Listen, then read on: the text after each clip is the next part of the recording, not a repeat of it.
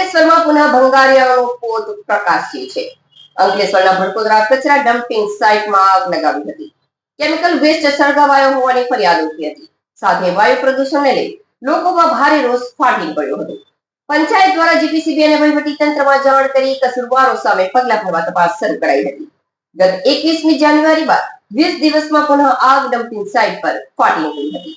અંકલેશ્વર તાલુકાના ભડકોદરા ગામની ડમ્પિંગ સાઇટમાં રહસ્યમય રીતે આગ ફાટી નીકળી હતી, જેના કારણે વિસ્તારમાં દોડધામ મચી ગઈ હતી। ભડકોદરા ગ્રામ પંચાયતની સોલિડ વેસ્ટ નિકાલ માટેની આ ડમ્પિંગ સાઇટમાં અચાનક આગ લાગતા અફરાતફરીનો માહોલ સર્જાયો હતો।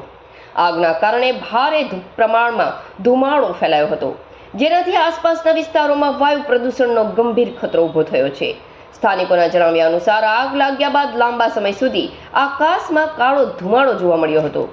સ્થાનિકોએ આશંકા વ્યક્ત કરી કે ડમ્પિંગ સાઇટ નજીક આવેલા સ્ક્રેપ માર્કેટના કેટલાક અસામાજિક તત્વો દ્વારા ગેરકાયદેસર રીતે કેમિકલ વેસ્ટ ઠાલવી તેને સળગાવી દેવામાં આવ્યો છે। તેમણે તંત્ર સમક્ષ આ મામલે તપાસ કરી બે જવાબદારો સામે કાર્યવાહી કરવાની માંગ કરી છે। ભડકોદરા ગ્રામ પંચાયતના તલાટી રંજનબેને જણાવ્યું હતું કે ડમ્પિંગ સાઇટ પર આગ લાગવાની ઘટનાઓ વારંવાર બને છે। આ બાબતે ઉચ્ચ કક્ષાએ જાણ કરવામાં આવી છે અને તપાસ બાદ જવાબદારો સામે કાર્યવાહી કરવામાં આવશે।